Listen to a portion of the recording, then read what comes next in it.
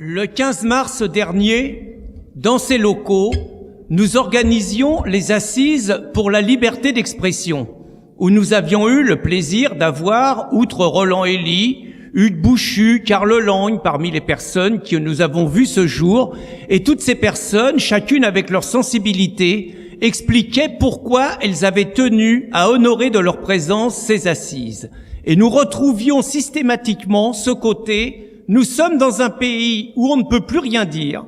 La France était un pays de liberté à cause des lois dites antiracistes, à cause des lois mémorielles, à cause de la dictature du politiquement correct. Aujourd'hui, que vous soyez journaliste, que vous soyez malpensant, que vous soyez militant, à partir du moment où vous n'épousez pas les deux théorèmes obligatoires, c'est-à-dire premièrement, l'immigration est une chance pour la France, deuxièmement, l'islam est une religion d'amour, de tolérance et de paix, seulement troublée par quelques personnes qui n'ont pas compris le message de paix du prophète, à partir de là, vous vous retrouvez plus souvent au tribunal qu'à votre tour.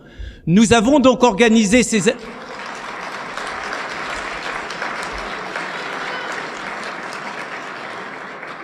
Nous avons donc organisé ces assises le 15 mars, et le moins qu'on puisse dire est que, hélas, l'avenir nous a donné raison quant à la nécessité d'avoir organisé cet événement. Car qu'avons-nous constaté depuis le 15 mars ? Je ne vais pas parler que de riposte laïque, nous en sommes à une dizaine de procès, mais depuis le 4 mars, nous sommes montés en puissance. C'est-à-dire qu'auparavant, nous avions droit aux minables racketteurs de l'antiracisme, prétendu. Nous avions droit au trésorier de la mosquée de Trifouilly-les-Oies, qui estimait qu'on avait insulté la communauté musulmane, mais ça s'arrêtait là. Depuis cette date, nous avons d'abord eu droit à Madame Anne Hidalgo, maire de Paris. La brave femme qui, je vous le rappelle, s'était singularisée dans l'opération Je suis Charlie, en faisant de Charlie Hebdo un citoyen d'honneur de la ville de Paris, n'a pas supporté que notre dessinateur Risset la représente à genoux avec une langue pendante, honorant une babouche musulmane. Et donc, notre dessinateur s'est retrouvé devant les tribunaux. Nous avons également offusqué, apparemment, le dénommé Pierre Berger, ce sympathique... Merci pour lui. Ce sympathique milliardaire, président du Monde et du Nouvel Observateur, qui espérait que le jour de la manif pour tous, une bombe exploserait au milieu des manifestants. Le brave homme n'a pas supporté un article où nous faisions état de son homosexualité et de son côté islamo-collabo. Il paraît que c'est une diffamation grave. Et cerise sur le gâteau, nous avons eu droit à 2 plaintes de celui qui nous sert de ministre de l'Intérieur, dont nous aurions pu penser que dans la situation actuelle, il avait d'autres urgences, mais le brave homme a déposé plainte pour une expression, c'est l'islamo-collabo Bernard Cazeneuve. Il paraît que c'est une insulte. Nous pensions qu'il aimait tellement l'islam que le fait que nous montrions qu'il collaborait à l'islam était un hommage, mais manifestement c'est pas ce qu'il a compris. Et le pauvre homme n'a pas apprécié non plus le fait d'être représenté lui aussi avec une énorme langue, léchant une babouche musulmane, comme nous l'avons fait à tous ceux que nous appelons les islamo-collabos. Si seulement nous étions les seuls, mais nous constatons que le site Yves de Souche est harcelé judiciairement par la personne la plus connue chez eux, Pierre Sautarel. Nous avons constaté que le site Minurne Résistance, dont je sais qu'il y a quelques animateurs ici, a été fermé du jour au lendemain. Nous avons constaté que Guillaume de Thieulois, animateur également talentueux de sites catholiques, s'est retrouvé lui aussi mis en examen.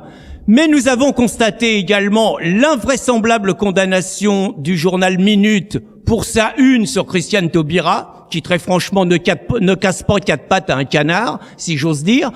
Et nous avons constaté également, nous l'entendions tout à l'heure, le harcèlement contre Rivarol. Mais ça ne s'arrête pas là. C'est-à-dire que tous ceux qui sont considérés comme les malpensants, en dehors de ce que nous appelons la réinfosphère, subissent les foudres du politiquement correct et de la justice. Ainsi, Éric Zemmour a encore été traîné au tribunal.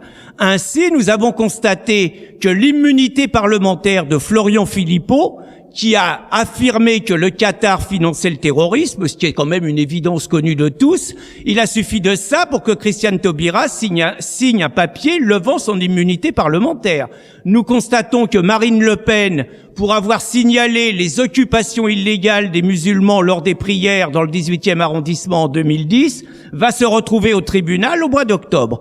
Et tout le monde a parlé de l'effet Morano. Effectivement, on ne peut plus dire en France que Vercingétorix, Clovis, Jeanne d'Arc, Napoléon ou Louis XIV étaient blancs. Donc, voilà la réalité. Voilà la réalité aujourd'hui de la dictature du politiquement correct et de l'impossibilité de sortir des rails. Notre combat essentiel à riposte laïque est contre l'islamisation de notre pays.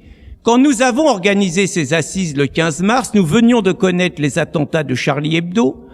Nous ne savions pas encore, et là encore nous étions ensemble avec Roland Elie, que fin juin 2015, nous aurions la première décapitation islamique en France, avec donc Hervé Cornerat décapité par son salarié Yassine Sali, que les autorités ont essayé de réduire à un simple conflit du travail, et que nous avons eu simplement des réactions à Paris, à Montpellier avec Richard Roudier et à Quimper avec les Bretons. Et nous n'avons pas eu d'autres réactions en France sur cette première décapitation. Nous avons eu naturellement l'accident du Thalys, la catastrophe du Thalys évitée. Et finalement, qu'est-ce que nous constatons dans cette France de 2015 ? Nous constatons que nous avons un Premier ministre qui nous dit « ça va être dur pour vous Français, il va y avoir plein d'attentats islamistes, ça va durer 20 ans, mais c'est comme ça, on peut rien y faire ». Nous constatons que nous avons le juge Trévidic, spécialiste de la lutte contre le terrorisme, qui nous explique, lui le juge Trévidic, que l'État islamique a pour premier adversaire notre pays, la France, et qu'il faut s'attendre donc dans les jours et les semaines qui viendront à des attentats particulièrement sanglants. Nous constatons régulièrement au quotidien que nos policiers, nos gendarmes sont souvent l'objet d'agressions de ce que nous appelons les islamo-racailles, qui sont absolument certains de bénéficier d'une impunité totale de la part des juges Murdécon de Taubira. Nous constatons d'autre part que justement, sous Taubira, on en est à une évasion quotidienne. Et qu'aujourd'hui, y compris des gens classés comme terroristes potentiels, se voient remis en liberté et qu'un policier qui va peut-être mourir vient d'en être la victime. Donc nous constatons que, alors que le péril islamiste est de plus en plus dangereux, que nous savons que nous aurons d'autres attentats, j'arrive à la situation migratoire, nous voyons arriver sur notre territoire ce que nous appelons un renforcement de la 5e colonne islamique, puisque nous voyons que la majorité de ceux qu'on a d'abord appelés les migrants et puis qu'on a appelés les réfugiés et qui sont des clandestins, sont des jeunes hommes de 20 à 40 ans qui viennent absolument seuls alors qu'on nous raconte qu'ils fuient la guerre. Moi, je croyais qu'en temps de guerre, les hommes restaient aux côtés des femmes, les hommes restaient aux côtés des enfants, les hommes restaient aux côtés des vieillards pour les protéger. Ce n'est pas ce que nous constatons. Nous sommes obligés de donner raison quand nous voyons cette réalité à l'héroïque Viktor Orban, qui est un petit peu le cœur de la résistance en Hongrie,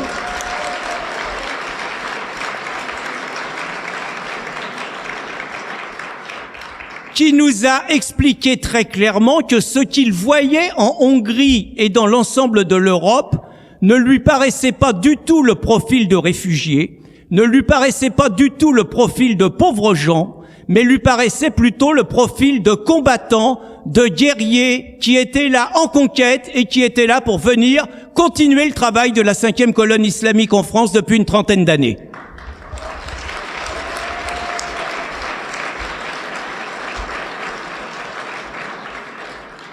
Une fois qu'on est d'accord sur ce constat et sur la priorité, On est obligé de constater, puisqu'on cherche un autre monde est possible et que je crois que je n'ai que 10 minutes, hein, donc je vais essayer de respecter la règle. On est obligé de constater, Roland parlait de on va dire, de nos parcours totalement différents. Je crois que quand il en est de la liberté de la France, quand il en est de la défense de sa culture, quand il en est de la défense de sa civilisation, la question n'est pas de se chamailler sur 1789. La question n'est pas de se chamailler sur l'avortement, la question n'est pas de se chamailler sur la laïcité, la question n'est pas de se chamailler sur Israël ou sur les États-Unis, la question est absolument pas là. La question, c'est l'unité de tous les patriotes. La question, c'est l'unité de tous les patriotes au service de la défense de la France et au service de la défense de la liberté d'expression. Quelles que soient les intimidations, quelles que soient les menaces, quels que soient les procès dont nous sommes l'objet, nous continuerons à dire que l'islam est incompatible avec les valeurs de la France. Nous continuerons à l'expliquer parce que l'islam est incompatible avec l'égalité des hommes et des femmes. L'islam est incompatible avec la séparation du religieux et du politique. Et parce que l'islam est une foi, mais aussi que l'islam est une loi, l'islam est totalement incompatible avec les valeurs de liberté qui nous sont proches.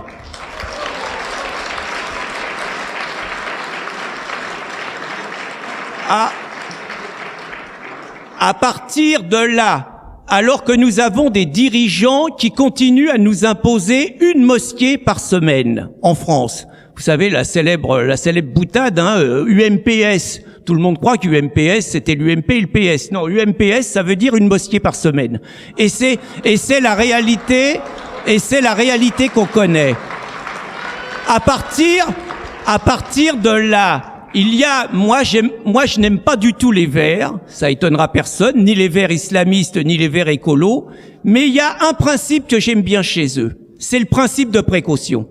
Et je considère qu'à partir du moment où nous sommes d'accord sur un constat, c'est que la France est en péril d'islam, à partir du moment où nous sommes d'accord avec le constat fait par Michel Onfray qui a annoncé que si les choses restaient en l'état jusqu'en 2050, de par la politique migratoire et de par la natalité, la France, mais aussi l'ensemble de l'Europe, serait sous domination musulmane. Être sous domination musulmane, ça veut dire qu'avant d'en arriver là, nous subirons ce qui vient de se passer à Ankara. Nous subirons d'autres décapitations islamiques. Nous subirons d'autres attentats suicides. Nous subirons des attaques au couteau. Nous subirons des attaques aux voitures. Nous subirons dans les métros, dans les trains, dans les TGV. Nous subirons des attentats suicides. C'est le sens de l'islamisation de la France et ce sont les méthodes de conquête de l'islam. Si on est d'accord avec ça et si on est d'accord sur le principe de précaution, nous avons un devoir justement pour défendre nos libertés. C'est à partir du moment où nous disons que l'islam n'a pas sa place en France, la première chose, c'est fermeture de toutes les mosquées. La deuxième chose, c'est interdiction du voile. La troisième chose, c'est interdiction de toute la halalisation des boucheries, des cantines et de tous les lieux où il y a des repas collectifs. C'est donc très clairement l'interdiction de toute visibilité de l'islam en France. Et ceux qui veulent se réclamer de l'islam, nous devons leur dire, vous avez dans le monde 57 pays qui se réclament de l'OCI et qui se réclament des lois de la charia. Vous avez largement le choix pour le faire, mais votre place n'est pas en France.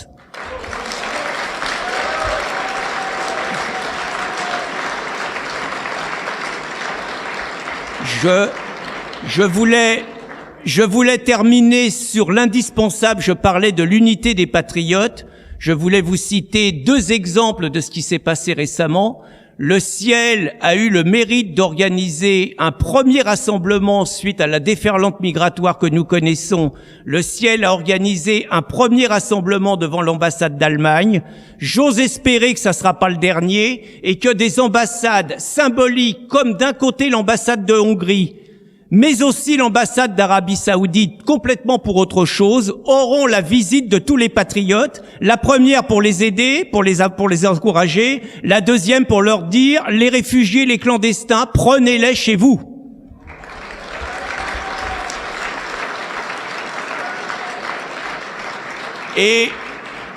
Et je voulais signaler et conclure là-dessus, c'est qu'hier à Brest, il y a eu le premier rassemblement pour demander la fermeture d'une mosquée salafiste. C'est d'autant plus emblématique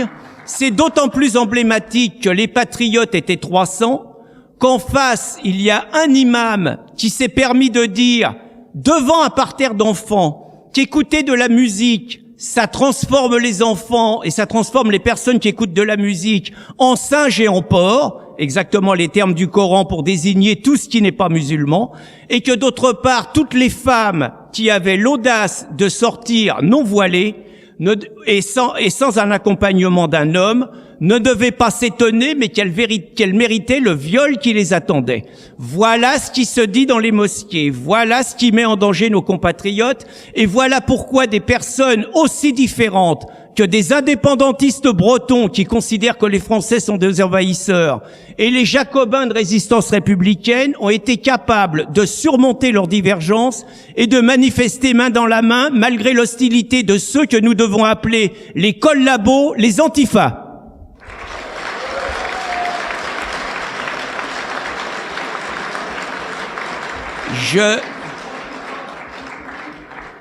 Je terminerai donc, puisque je sens le regard bienveillant de Roland, je terminerai donc sur la liberté en disant que là où l'islam passe, la liberté trépasse, et que si nous voulons sauver nos libertés, nous devrons éradiquer l'islam dans nos villes, en France et dans toute l'Europe.